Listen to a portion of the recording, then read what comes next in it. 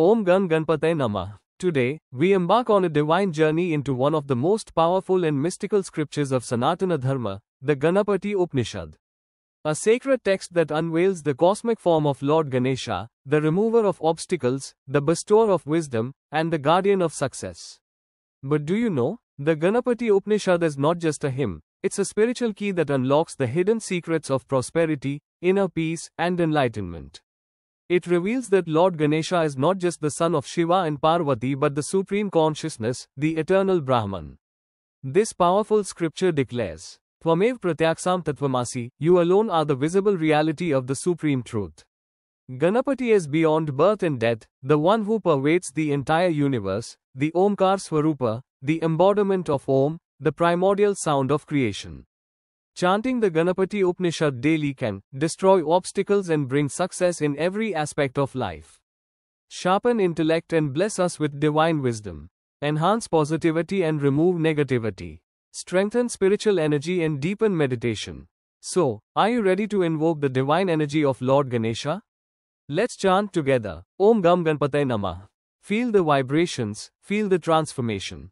If you found this enlightening, like, share, and subscribe for more powerful Vedic knowledge. Ganapati Bappa Moria. Jai Shri Ganesha. Om Namaste Ganapataye. Tvameva Pratyaksham Tattvamasi. Tvameva Kevalam Kartasi. Tvameva Kevalam Dhartasi. Tvameva Kevalam Hartasi. Tvameva Sarvam Kalvidam Brahmasi.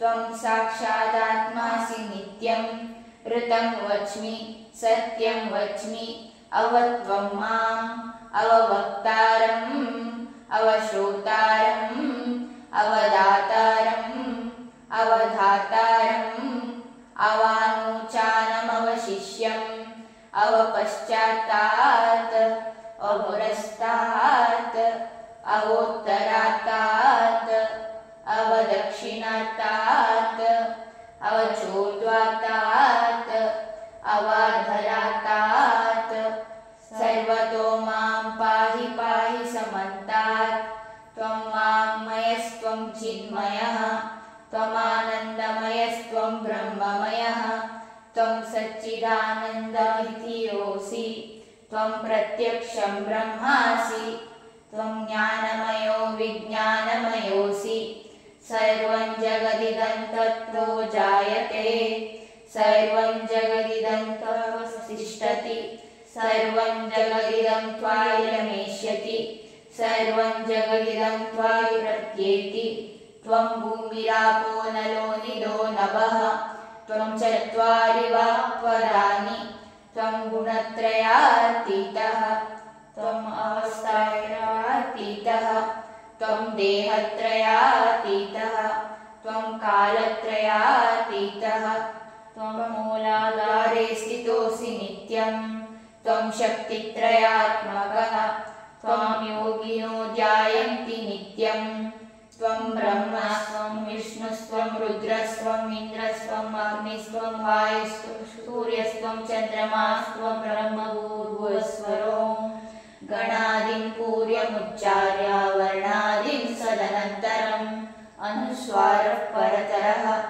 अर्धेन्दुलसितं तारेण रुद्धम् एतत्तव मनुस्वरूपं गकारः पूर्वरूपम् अकारो मध्यमरूपम् अनुस्वारश्चान्त्यरूपं बिन्दुरुत्तररूपं नादस्सन्धानं संहिता सन्धिः सैषा गणेशविद्या गणकऋषिः निज्रद्गायत्री छन्दः श्रीमहागणपतिर्देवता ॐ गङ्गणपतये नमः एकदन्ताय विद्महे वक्रतुण्डाय धीमहि तन्नो दन्तिः प्रचोदयात् एकदन्तं चतुर्हस्तं पाशमङ्कुशधारिणं रदं च वरदं हस्तैः बिभ्राणं मूषकध्वजं रक्तं लम्बोदरं शूर्पकर्णं रक्तवाससं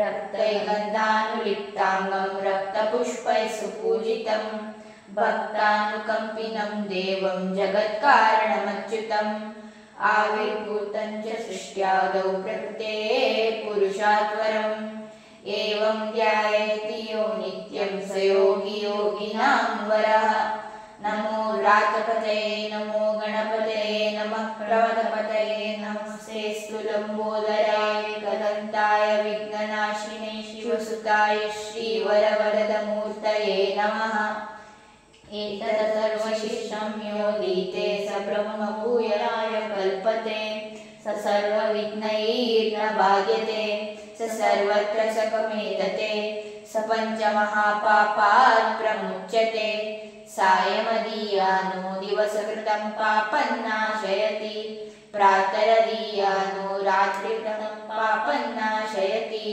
सायं प्रातः प्रायञ्जानो पापो भवति सर्वत्र विघ्नो भवति धर्मार्थकाममोक्षं च विन्दति इदमतर्वशिष्यमशिष्याय न देयम् यो यदि मोहद्दास्यति स पापीयान् भवति सहस्रवर्तनाद्यं यं काममधीते तं तमनेन साधयेत् अनेन गणपतिमभिषिञ्चति स वाग्मी भवति चतुर्थ्यामनश्चं जपति स विद्यावान् भवति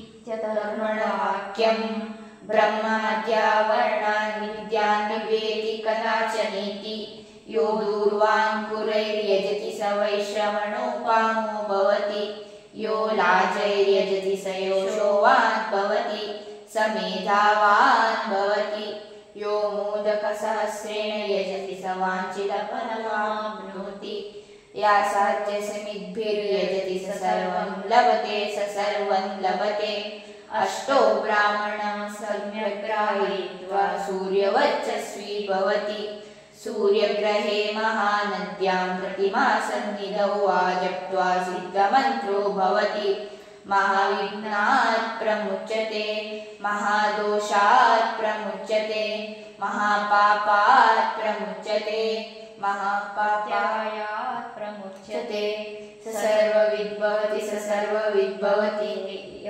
एवं वेद इत्युपनिषत्।